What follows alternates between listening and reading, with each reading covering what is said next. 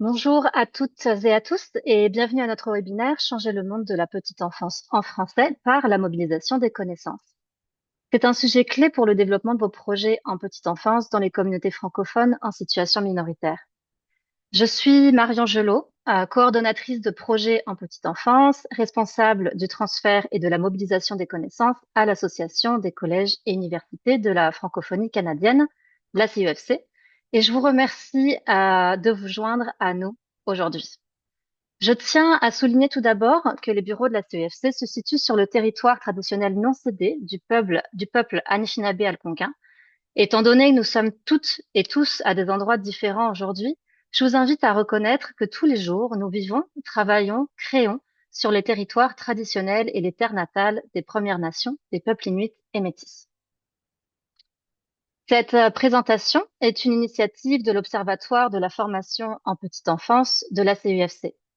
L'Observatoire vise à mettre en valeur l'importance de la formation des éducatrices et des éducateurs de la petite enfance, à valoriser leur rôle essentiel et à diffuser des ressources clés, partager les meilleures pratiques et rendre accessibles les données pertinentes. Ce webinaire est l'occasion de nous concentrer sur le troisième et dernier axe, la mobilisation des connaissances. Certains d'entre vous ont lancé ou s'apprêtent à lancer des projets dans le secteur de la petite enfance francophone en situation minoritaire.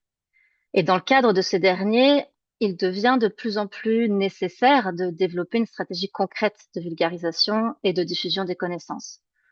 Nous avons donc demandé à une spécialiste dans le domaine, Marie-Ève Forêt, de partager son expertise et de répondre à vos questions lors de ce webinaire. Pour ceux qui ne la connaissent pas déjà, Marie-Ève est présidente de la firme Sociopole et chercheuse. Elle nous fait profiter aujourd'hui de son expertise en accompagnement des projets de mobilisation des connaissances spécifiquement. Avant de commencer, quelques petites considérations techniques. Le webinaire est enregistré. Seules l'image et le son des panélistes seront visibles et entendus. Je souhaite par ailleurs vous informer que pour des questions logistiques dues au nombre de participants, le webinaire prendra une forme un peu moins interactive qu'initialement prévue. Nous ferons toutefois en sorte de maximiser vos échanges et vos réflexions sur le sujet.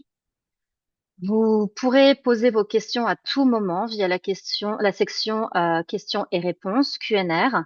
Nous y reviendrons à la fin de la présentation. Et si vous avez un souci technique, n'hésitez pas à le signaler dans le chat pour qu'on puisse y remédier avec vous. La présentation en elle-même aura une durée d'environ 25 à 30 minutes et nous profiterons du reste du webinaire pour une large session d'échange d'environ 25 minutes. Sans plus tarder, entrons dans le vif du sujet avec notre invité du jour. Je cède donc la parole à Marie-Ève. Bonjour, bonjour tout le monde. Est-ce que j'ai bien partagé mon écran finalement, Marion? Oui, Oui, c'est bon. super. Alors, je suis très contente de vous parler aujourd'hui de mobilisation de connaissances. Euh, Peut-être pour continuer un petit peu les présentations, pourquoi ça m'intéresse, j'ai enseigné ce sujet-là donc à l'Université d'Ottawa à la maîtrise et j'ai accompagné plusieurs organismes de la francophonie canadienne qui souhaitaient approfondir leur perspective sur la mobilisation des connaissances. Et peu à peu, même le travail de consultation qu'on fait à Sociopole nous amène finalement à être habité par la question de la mobilisation des connaissances parce que, ben, on va le voir aujourd'hui, là, c'est moins une expertise pointue, la question de la mobilisation des connaissances, que une manière de travailler, une manière d'aborder nos problématiques. Et quand on travaille dans une communauté francophone, ben, c'est d'autant plus important la mobilisation des connaissances que ben, on ne peut pas se satisfaire du statu quo. Hein. On est dans une perspective où on veut contribuer à la vitalité des communautés francophones. Évidemment, ici, pour ce qui nous intéresse, on veut aussi contribuer au bien-être des enfants, des familles.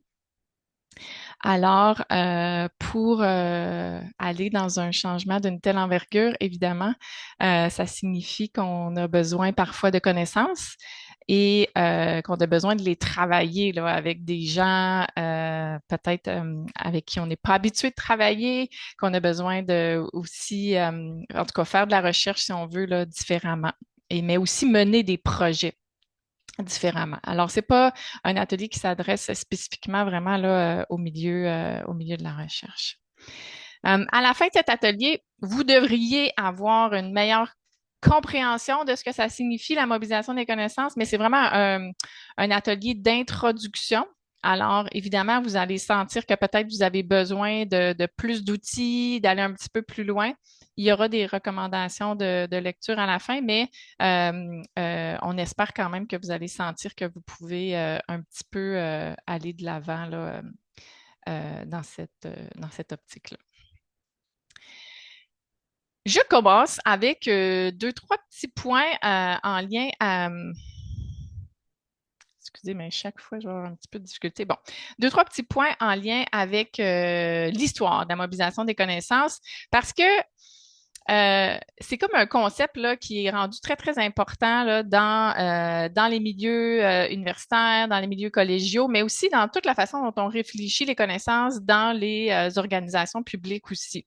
Puis là, j'ai montré des messieurs parce que, tu sais, c'est comme des années 50, 60 qu'on a commencé à se dire, ah, il faudrait peut-être que réfléchir au lien entre la science et la société.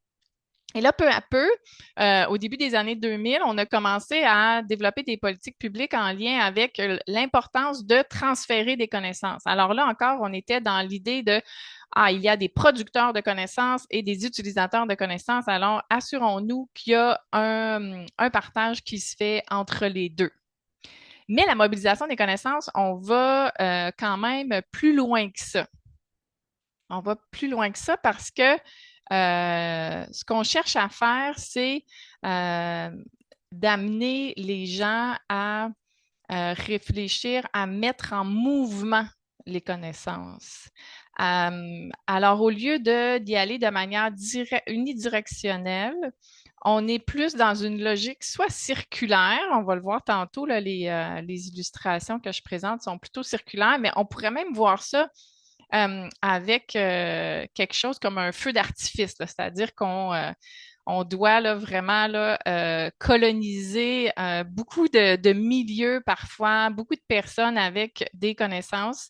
Et pour ce faire, on doit bien réfléchir à qui on s'adresse, comment on doit partager ces connaissances-là, où est-ce qu'on doit impliquer des gens, quand, comment, tout ça. Alors, il y a beaucoup plus de questions, je vous dirais. C'est comme si ça complique le processus de jouer avec des connaissances.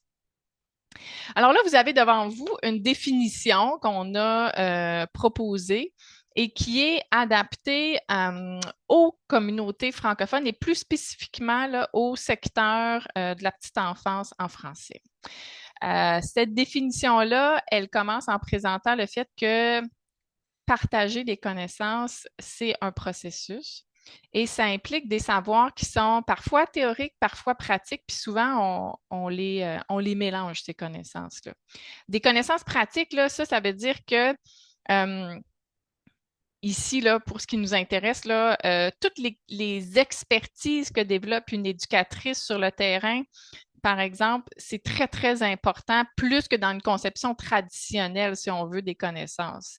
Alors, même si parfois on a des intuitions théoriques, il faut les confronter à la mise en œuvre parce que ce qui fonctionne dans un milieu pourrait ne pas fonctionner dans un autre milieu et requérir une adaptation, un nouvel outil de connaissance à développer. Et pour ce qui nous intéresse aussi, on a vraiment, comme on disait tantôt, un objectif particulier, c'est-à-dire pourquoi qu'on voudrait partager des connaissances, pourquoi qu'on voudrait que des gens utilisent des connaissances, c'est parce qu'on veut améliorer la formation et les services à la petite enfance qui sont offerts dans les communautés francophones. Alors, on garde un genre de changement, si on veut, de société pas de société, mais un changement social, en tout cas, qui est d'envergure en trame de fond. Puis pour ça, mais pour arriver à ces changements-là, On s'adresse à différents milieux, hein. On s'adresse au milieu de la pratique, on s'adresse à des décideurs publics, ceux qui peuvent peut-être libérer des fonds, développer des programmes, mais ça peut être aussi des responsables de grands organismes. Puis évidemment, on s'adresse aussi parfois directement aux familles, aux parents ou alors directement aux enfants. Qu'est-ce qui peut constituer des bonnes connaissances à travailler? Donc, ça n'a pas besoin d'être issu d'un article scientifique. Parfois, par exemple, un centre éducatif, on a une tonne de données qu'on accumule, soit parce qu'on a des redditions de comptes à faire auprès de notre bailleur de fonds, soit parce qu'on développe des processus qui sont super efficaces. Mais parfois, c'est dans ces données-là qu'on peut travailler puis les transformer en connaissances qui peuvent être très, très utiles pour d'autres milieux. Fait que c'est pour ça que la mobilisation des connaissances, ça s'adresse au milieu de la recherche, mais ça peut aussi s'adresser à un milieu de pratique qui va accorder du temps à systématiser des données qui sont peut-être éparses, mais qu'on peut transformer en connaissances qui seraient utiles à d'autres pour que d'autres puissent avoir, par exemple, un programme qui est aussi intéressant que celui qu'on a là, chez nous. Alors maintenant, les étapes de la mobilisation des connaissances. On a essayé de résumer ça, mais là, on va aller évidemment là, dans quelques minutes plus en détail dans ces étapes-là. Mais comme on vient de voir un petit peu, on va commencer la question de la mobilisation des connaissances à partir d'une réflexion plus approfondie sur est-ce que ça répond à un besoin tout ça? Puis à quel changement on peut contribuer avec nos connaissances? Tu sais, vous savez, traditionnellement, tu sais, un chercheur se pose une question, il pense que cette question-là pourrait être utile à plein de gens, mais il ne va pas vraiment vérifier si c'est utile. Tu sais. Fait que, par exemple, si on prend un terme, une connaissance là, qui est importante pour le sujet qui nous intéresse, qui serait, par exemple, la sécurité linguistique. Vous savez, la sécurité linguistique, c'est le fait d'avoir confiance de parler en français, le fait d'avoir du plaisir de parler en français. Puis ça, quand on développe une sécurité linguistique, ben, les enfants vont peut-être plus avoir le goût de participer au continuum de l'éducation en français, puis les parents vont plus être habiles à accompagner les enfants dans le continuum de l'éducation en français. C'est juste une petite parenthèse pour vous dire que bon, la question de la sécurité linguistique, c'est un ensemble de connaissances qui existe déjà, mais qui n'est pas toujours peut-être si bien partagé, si bien appliqué dans le milieu des services éducatifs à la petite enfance. Alors,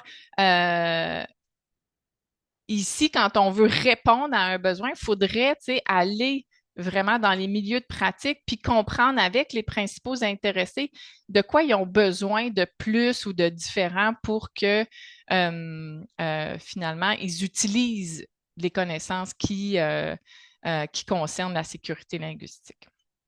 Alors, vous voyez, on a toutes ces étapes-là. Donc, une fois qu'on répond à un besoin, après ça, peut-être qu'on a besoin d'adapter des connaissances. Alors, on va voir tantôt des exemples. Une fois qu'ils sont bien adaptés au public qu'on a ciblé, évidemment, il faut le partager au bon moment, le partager de la bonne façon.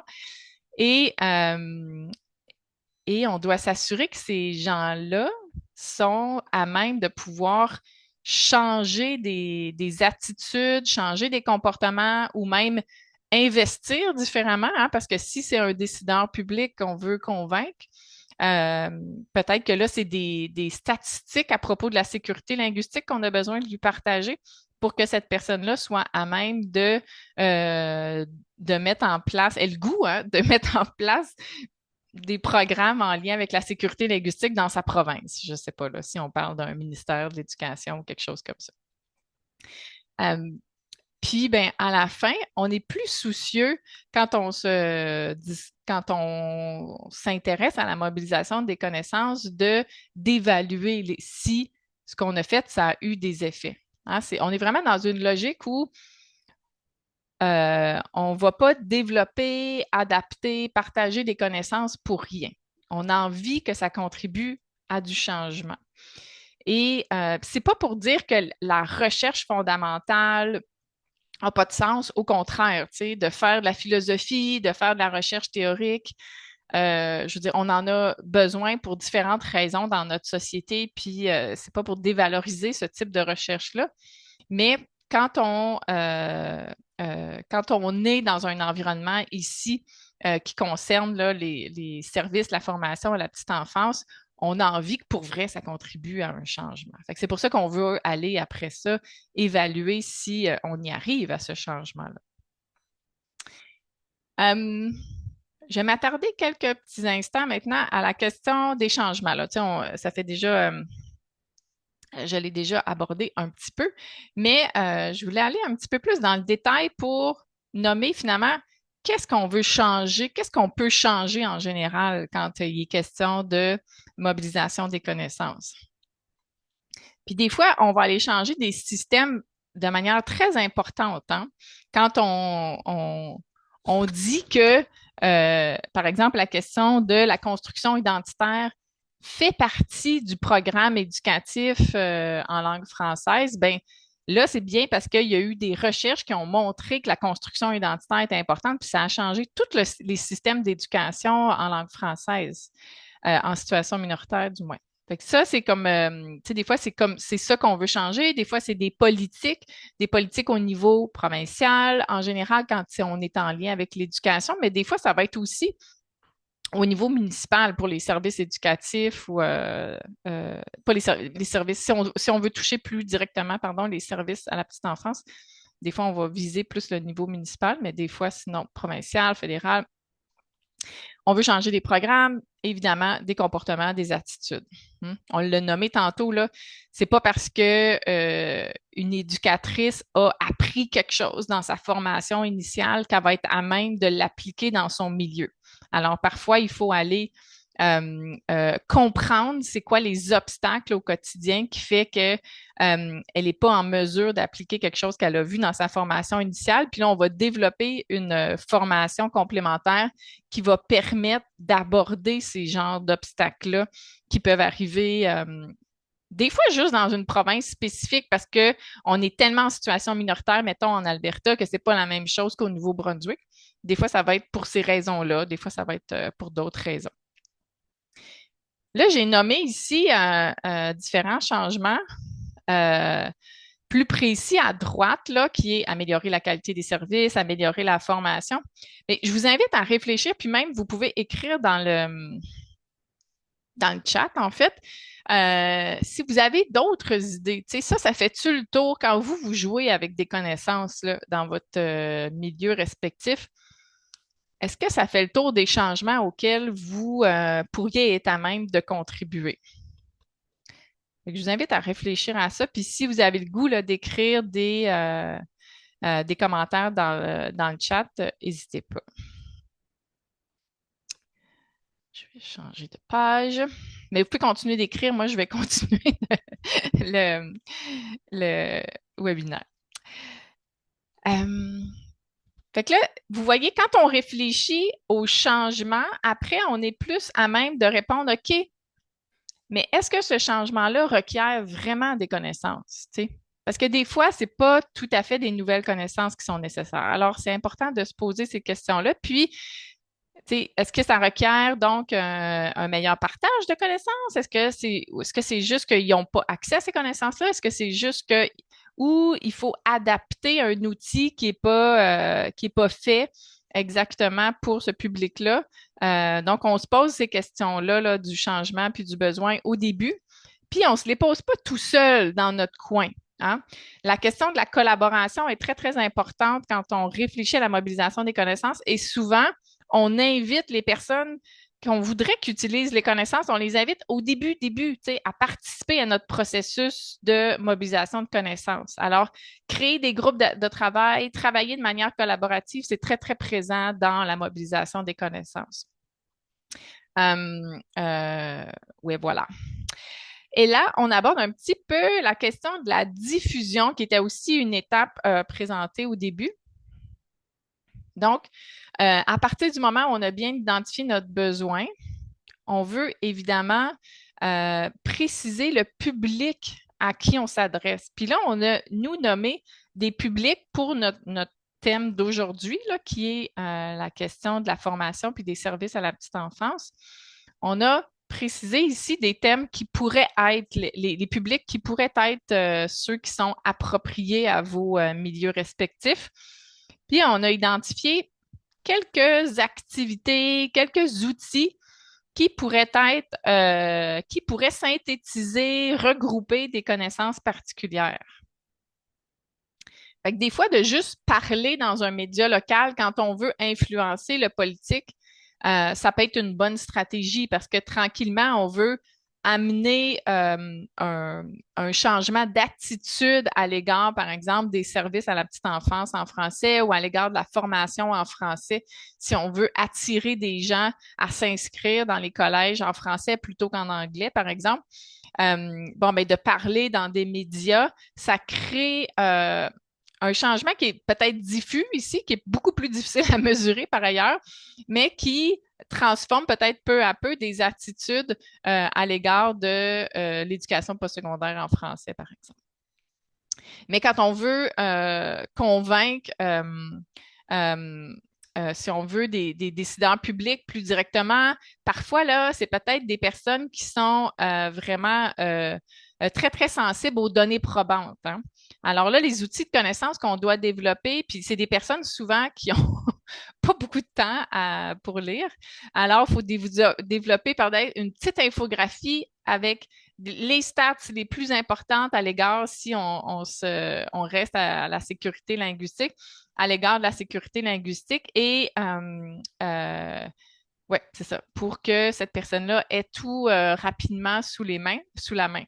Alors que si on veut changer le comportement dans un service éducatif, par exemple, si on pense à favoriser la sécurité linguistique lors de l'accueil des parents, on peut imaginer que là, ça demande des outils qui sont très, très précis, hein, parce que c'est en lien avec les quelques minutes où on a les parents qui rentrent en scène avec les enfants, puis là, ces parents-là qui nous parlent en anglais, comment on fait pour favoriser un environnement accueillant, inclusif et toutefois favoriser la sécurité linguistique. Hein.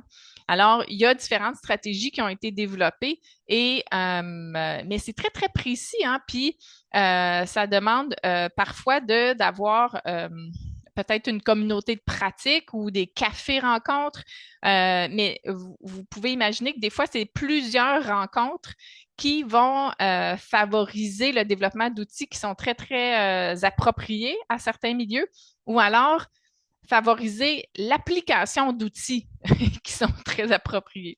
Hein, parce que c'est ça, des fois, on a un bon outil, mais on n'a pas le temps ou on ne comprend pas vraiment l'intérêt. Fait qu'on va s'intéresser à ces dynamiques-là.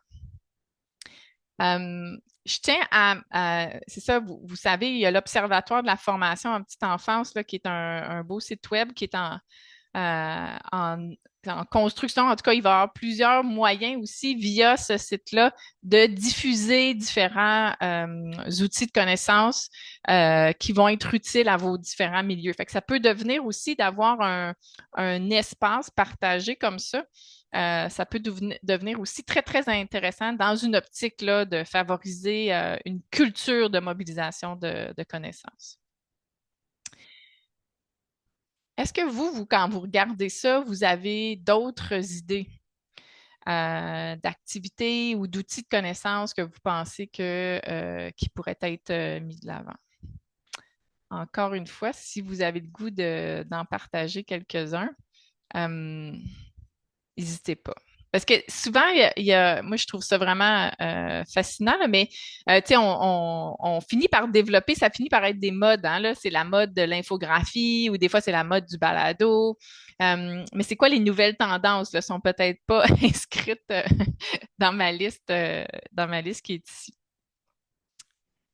Fait n'hésitez pas à les partager dans le chat au bénéfice de tout le monde. Puis là, on arrive aussi évidemment à l'étape de l'application des connaissances. Hein. J'ai quand même bien insister sur le fait que c'est pas facile d'amener des changements de comportement, d'attitude, de politique, de programme, et que ça demande de se soucier dès le début du processus à la question de comment on pense que les gens vont être capables de changer finalement euh, avec des nouvelles connaissances en main. Alors, je pense qu'on est au mois de janvier, il y a peut-être plusieurs personnes là, qui ont pris des résolutions. Est-ce qu'on les applique, ces résolutions-là, même si on sait que ce serait meilleur pour notre santé de faire du sport à telle fréquence, blabla, on le fait pas nécessairement. Ben, c'est la même chose dans un environnement professionnel, hein. Des fois, on a reçu plein d'informations via une formation initiale, via une formation continue, mais comme éducatrice ou comme gestionnaire de services de garde, on a quand même de la misère à appliquer les bonnes pratiques. Pourquoi? Parce que des fois, on n'a pas un bon accompagnement. Tu sais, des fois, oui, il faut un atelier de 3 heures ou comme aujourd'hui, là, un webinaire d'1 heure, mais il faut aussi créer une communauté de pratique sur le sujet par la suite. Ou il faut valoriser des espaces de mentorat pour que finalement, quand on rencontre un obstacle, on ne soit pas découragé à appliquer une bonne pratique. Alors, il y a toutes sortes d'outils, si on veut, qui peuvent, pas d'outils, mais d'initiatives, en tout cas, qui peuvent favoriser l'application des connaissances. Puis des fois, le dernier point là, qui est là, c'est la question du vocabulaire. Est très, très important. Des fois, on sous-estime, moi la première, là, le niveau de vocabulaire qui est nécessaire pour attirer le regard, premièrement, et pour favoriser une genre d'émotion qui fait que, ah oui, ouais, c'est vrai, là, je vais être capable de changer ça lundi prochain dans mon travail ou comme, comme décideur public, d'installer un programme, un nouveau programme sur telle thématique. Euh, Là, c'est ça, je présente ici, ben, très, très rapidement, là, mais comme on peut imaginer la mobilisation des connaissances, donc la logique, si on veut, là, la posture qui est derrière tout ça, c'est d'avoir quelque chose qui est co-construit et donc ça implique une bonne planification, tu sais. Puis, pour vrai, ça implique même un budget des fois, tu sais. Il faut le prévoir dès le début. Ce que les chercheurs, puis même en tout cas, est-ce que même j'ai vu beaucoup de gestionnaires d'organismes, tout ça, réfléchir au début, ah oui, on va faire une recherche, on va financer pour faire un rapport de recherche sur tel sujet. Puis là, tu sais, ils investissent et tout là, dans un rapport que, par exemple, l'équipe Sociopol contribue à rédiger.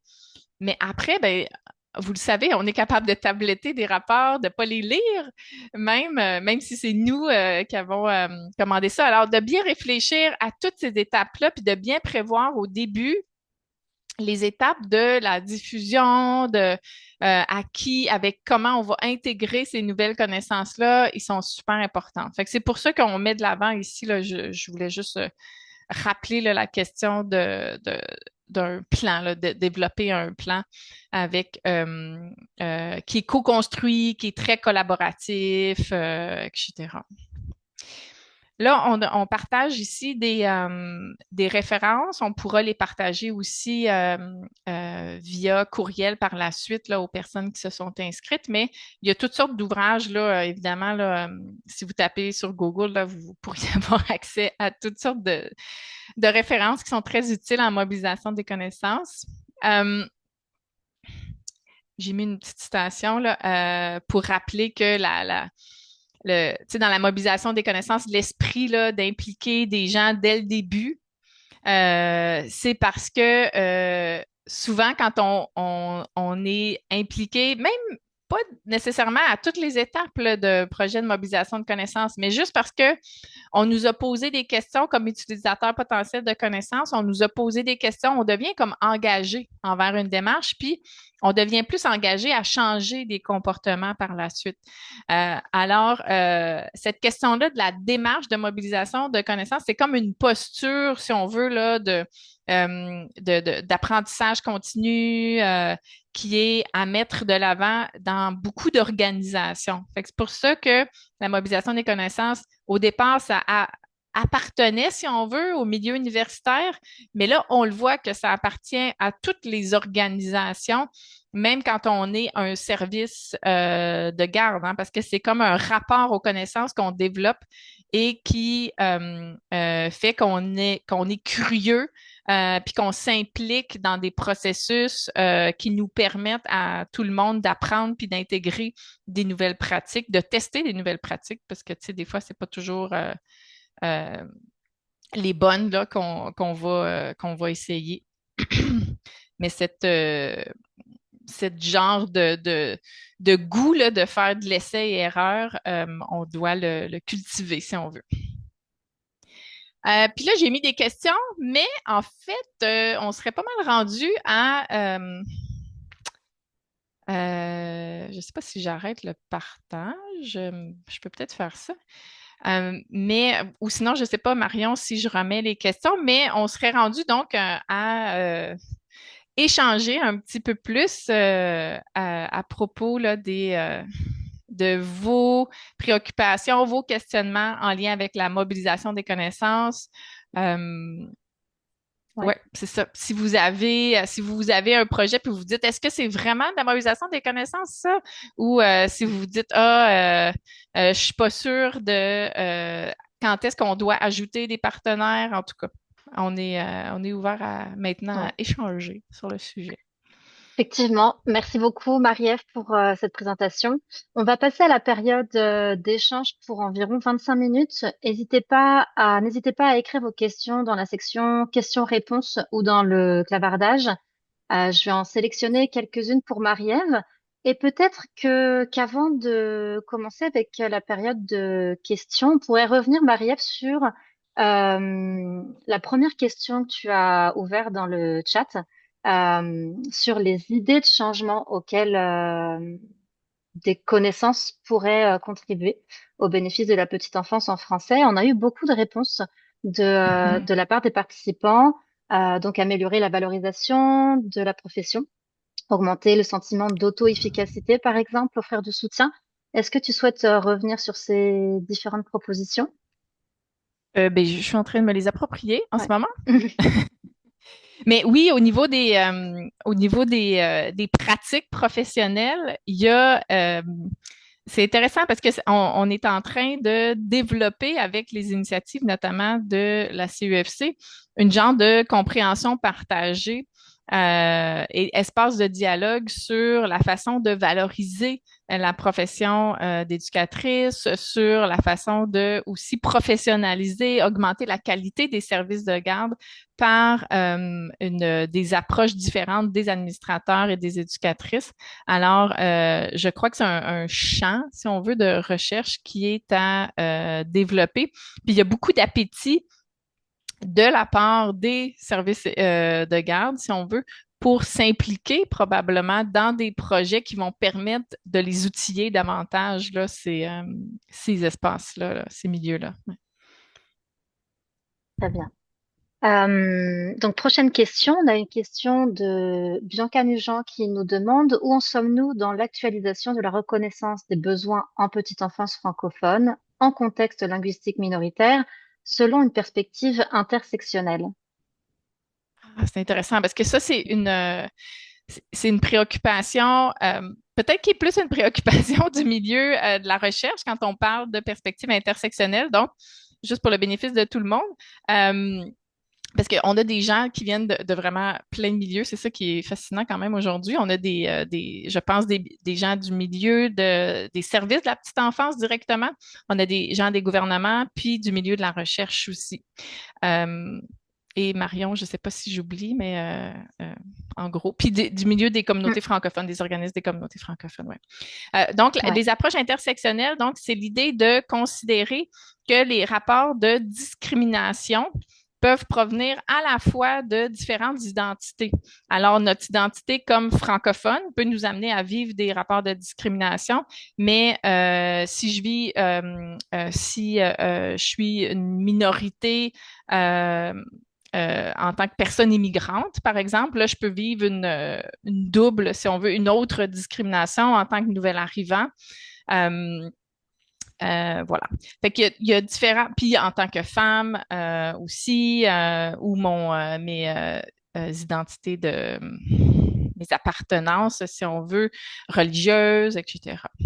Fait que ça, c'est les approches intersectionnelles. Alors, est-ce que dans les services éducatifs à la petite enfance en français, on fait bien ça, de réduire les discriminations vécues par, de reconnaître, si on veut, ces différentes formes de rapports de pouvoir, puis de réussir à les réduire. Il y a encore, assurément, beaucoup de travail à faire. Et donc, à la fois dans les formations initiales, à la fois dans la formation continue, puis à la fois, des fois, juste dans le partage d'outils dans les milieux. Alors, assurément, moi, je n'ai pas une connaissance approfondie, mais il y a encore beaucoup de travail, à mon avis, à faire parce que dans le milieu de la pratique, en tout cas dans les derniers projets que j'ai faits, on a vu une demande d'avoir plus d'outils à la fois pour faire face, notamment là, avec l'augmentation de la population immigrante dans les services éducatifs. Donc, à la fois pour mieux accueillir ces enfants-là, pour mieux accompagner aussi les parents qui ont inscrit leurs enfants dans un service éducatif à la petite enfance ou qui hésitent à le faire. Voilà. Alors oui, il y a beaucoup de choses à développer, moi, je dirais. Effectivement, ouais, c'est un grand sujet. Autre question pour poursuivre. Quel type de revues scientifiques et quels autres moyens de communication, à des milieux pratiques par exemple, sont privilégiés pour la diffusion de données issues de projets menés dans les communautés francophones en situation minoritaire? Mhm. Mais c'est une grande question. C'est vraiment une bonne question, à la fois qui est très satisfaisante dans la réponse que je vais offrir, parce que, premièrement, du point de vue des revues scientifiques, donc, effectivement, des fois, je n'ai pas insisté là-dessus aujourd'hui, mais des fois, on veut parler à une communauté de recherche. Et peut-être que là, Marion, tu serais plus habile que moi, mais il y a quelques revues comme la revue Minorité linguistique et société, mais je suis pas certaine s'il y a une revue spécifiquement sur le thème de l'éducation à la petite enfance. Mais puis on pourra vous revenir là s'il y en a plus tard. Ouais. Mais assurément, quand on veut toucher un petit peu plus les milieux de la pratique, c'est pas ça qui est à privilégier. Puis là, quand on veut toucher les milieux de la pratique, on a tout un réseau d'organismes dans la francophonie en situation minoritaire. Donc, on a le Consortium national, non, excusez-moi, la CNPF, la Commission nationale des parents francophones, qui chapeaute des organismes qui représentent les parents, qui représentent les services éducatifs à la petite enfance en français. Alors, tout ce réseau-là, on a tout le temps un organisme dans chacune des provinces et territoires. Ce sont des organismes qui ont accès souvent directement aux services à la petite enfance. Évidemment, la CUFC aussi, avec qui on fait le webinaire aujourd'hui, parce qu'ils ont des partenaires qui font de la formation en petite enfance dans presque toutes, mais en tout cas, ouais, en tout cas, dans beaucoup de provinces et territoires, ben, eux aussi, parce qu'ils voient plein de futures éducatrices, futurs gestionnaires de services de garde ou parce qu'ils font de la formation continue, ils ont aussi accès à ces services-là. Évidemment, après, il y a les ministères d'éducation ou peu importe le ministère qui s'occupe des services. Alors, ouais, il y a tout je veux dire, dans le sens où, selon quel milieu où on a envie d'agir, il y a différents organismes à solliciter. Ouais. De notre côté, on va mettre une liste dans le clavardage pour vous partager quelques sources effectivement dans le domaine. Vous le verrez apparaître dans le chat directement. Une autre question que l'on a reçue, c'est est-ce que les entreprises peuvent être des acteurs de la mobilisation des connaissances? Dans quelle dans quelle portion voyez-vous leurs apports? Mhm. C'est vraiment intéressant. Donc, un service de garde, c'est une entreprise dans beaucoup un service de garde, c'est une entreprise. Ça peut être un OBNL, donc sans but lucratif, ou avec but lucratif, donc ça dépend vraiment des provinces, des milieux. Donc, évidemment, celles-ci, elles sont partie prenante, là, numéro un, de ce qu'on a envie de faire. Est-ce que d'autres entreprises peuvent l'être? Je crois que oui. Notamment, par exemple, si on veut, puis là, j'improvise vraiment, là. Mais si on a des connaissances en lien avec l'alimentation, Donc, je vois très bien qu'il y a des entreprises locales qui peuvent avoir envie de contribuer à ce qu'on diffuse, on partage différentes informations sur la façon de nourrir de manière locale, de se nourrir de manière locale dans un service éducatif à la petite enfance, par exemple. Euh, Puis là, je cherche des exemples en lien avec la francophonie, mais peut-être c'est pas des entreprises lucratives, mais tout le milieu culturel, artistique et culturel, hein, on a plein d'organismes qui développent des pièces de théâtre, des maisons d'édition, de la francophonie. Alors, tout le développement, si on veut, de la sécurité linguistique, de la construction identitaire, bénéficie beaucoup de partenariats avec le milieu culturel et artistique. Et notamment parce que quand on veut apprendre des choses, souvent, il faut qu'on vive des émotions positives en lien avec notre apprentissage. Puis ça, quand l'apprentissage passe par le théâtre, ça peut favoriser des changements de comportement. Fait que ne serait-ce que dans la logique, si on veut, de la mobilisation des connaissances, d'impliquer quelqu'un qui est spécialiste de contenu spécifique et avec quelqu'un qui est spécialiste de créer des émotions positives, puis on met ça ensemble, on peut développer des outils de connaissances qui peuvent être vraiment fantastiques. Ouais, effectivement. Question suivante, pour essayer de répondre à toutes vos questions. Comment rejoindre davantage d'acteurs du milieu pratique lors de la diffusion des résultats et quelles plateformes et quels moyens, par exemple des webinaires, sont les plus appropriés? Ouais, mais c'est vrai que c'était comme quand je faisais de la recherche plus directement avec les universités, je le vois que des fois on est comme euh, comment dire donc on est on fait de la recherche qui est super pertinente éventuellement, mais on n'a pas accès nécessairement au milieu qui aurait un appétit directement pour cette recherche-là, là, au-delà des revues scientifiques d'ailleurs qui ont été partagées dans le chat, là, je le vois. Euh, alors, comment les rejoindre? C'est ça. Tantôt, j'ai nommé deux options, là, si on veut. Là. Donc, les organismes de la francophonie qui représentent les parents, les services de garde. Donc, ça, il y en a dans chacune des provinces et territoires. Mais il ne faut pas oublier que les organismes de formation, les collèges, ont beaucoup de liens aussi avec la communauté. Peut-être plus, ouais, c'est ça, parce que ils ont formé des gens et dans la formation initiale, mais surtout via la formation continue.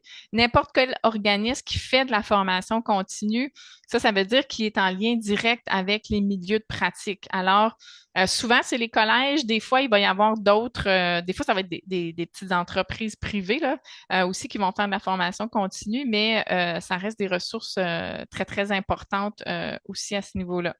Et les écoles peuvent être aussi des milieux intéressants, notamment parce qu'il y a beaucoup de services à la petite enfance dont les locaux sont dans les écoles, en fait.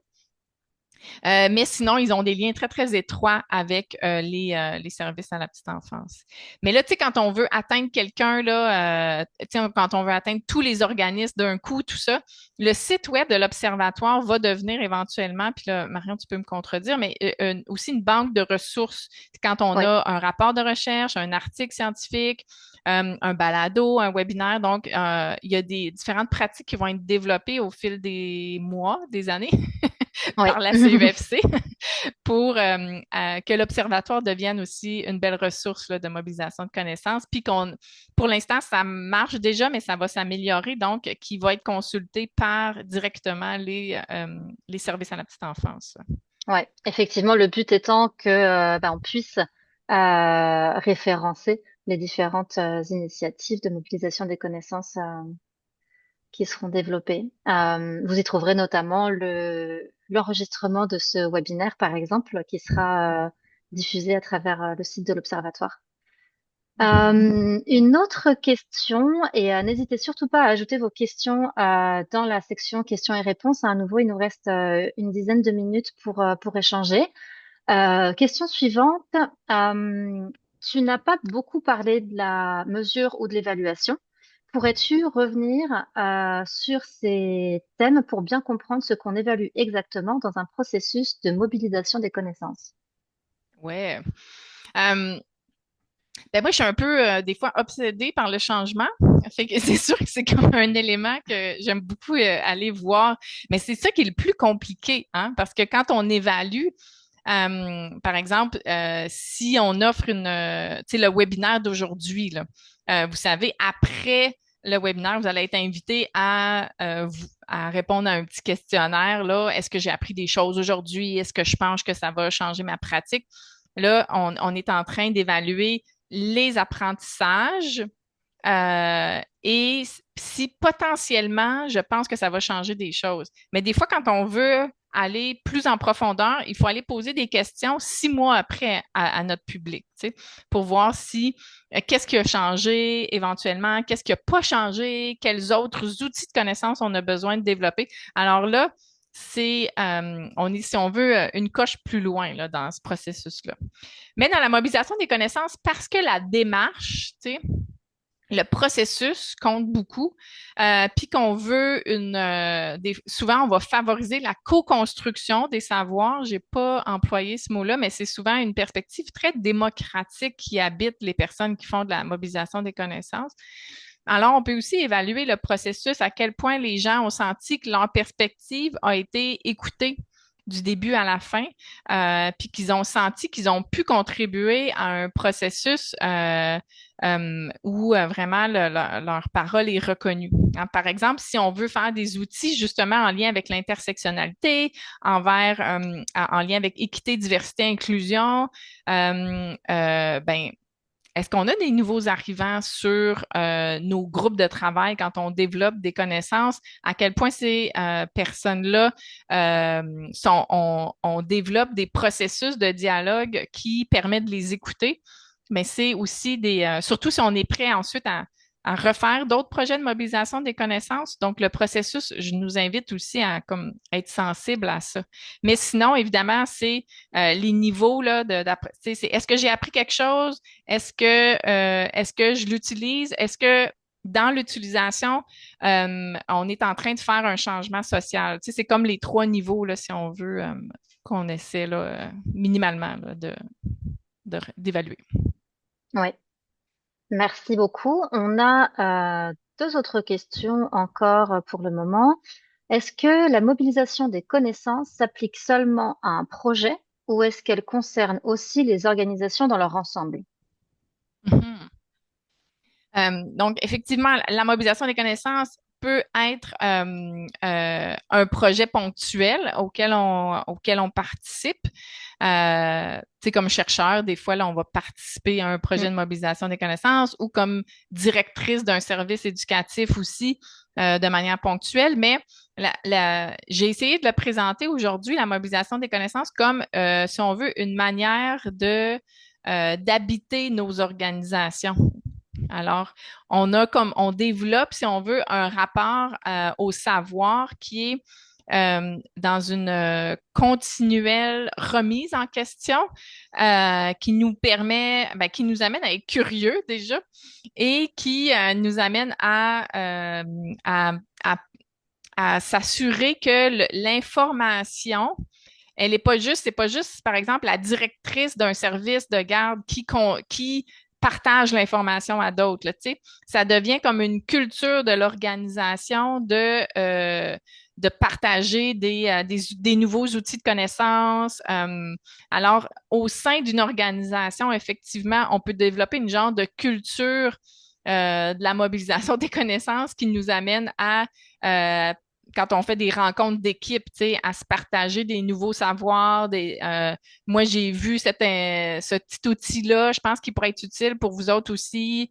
Puis là, surtout, là, tu sais, là, je parle d'une organisation comme un centre éducatif, mais quand on est une organisation comme un centre qui représente les services éducatifs à la petite enfance, par exemple, dans une province spécifique ou dans une région spécifique, ben là, si en plus j'ai plusieurs services éducatifs à la petite enfance autour de la table, là, c'est encore plus une manière de se réunir ou une genre de démocratisation, d'apprentissage continu qui peut être favorisé, effectivement. Ouais, merci beaucoup. Dernière question pour le moment. Les gens ne sont pas toujours disponibles pour participer à toutes les étapes de la mobilisation des connaissances. Comment est-ce que je peux assurer l'engagement des partenaires jusqu'à la fin? Oui. Ben, déjà, c'est pas nécessaire hein, que les gens soient là du début à la fin. On peut vouloir, parce que tu sais, j'ai dit tantôt là, que la phrase je manque de temps, c'est comme quelque chose qui est assez vécu de manière récurrente par pas mal de monde.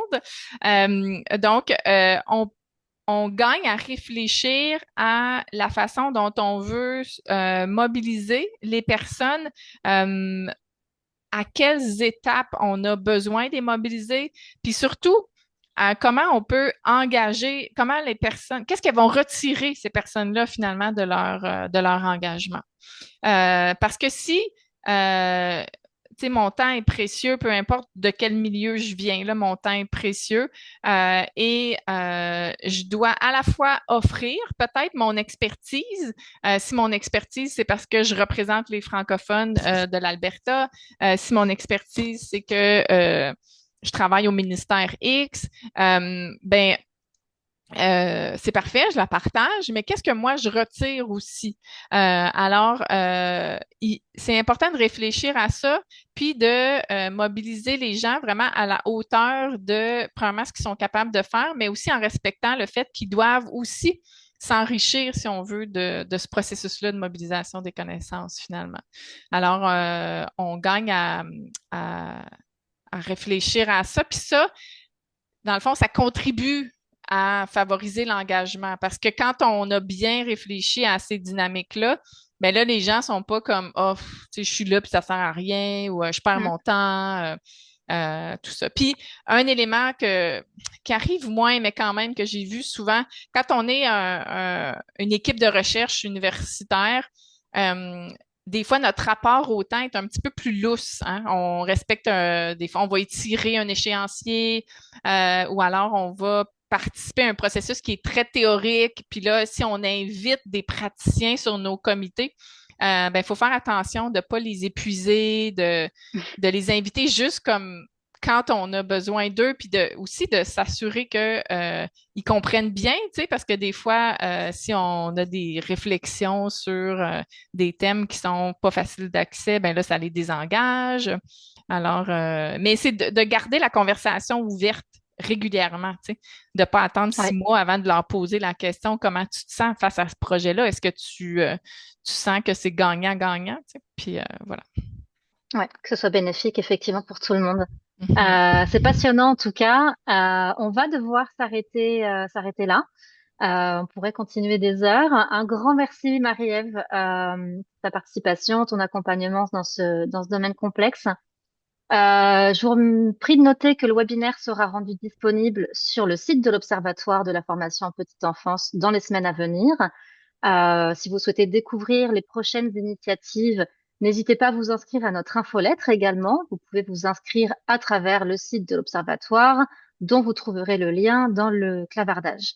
Vous recevrez également un formulaire d'enquête par courriel suite au webinaire. Il inclura également ce mail de conclusion, les sources dont on vous parlait un petit peu avant et qu'on a mis dans le clavardage. Nous vous remercions par avance pour toutes vos réponses au formulaire d'enquête. Elles nous permettront de prévoir nos futurs événements au plus près des sujets qui vous intéressent. Merci à tous d'avoir été parmi nous aujourd'hui et d'avoir répondu présent pour ce webinaire. À très bientôt. Ouais, merci tout le monde.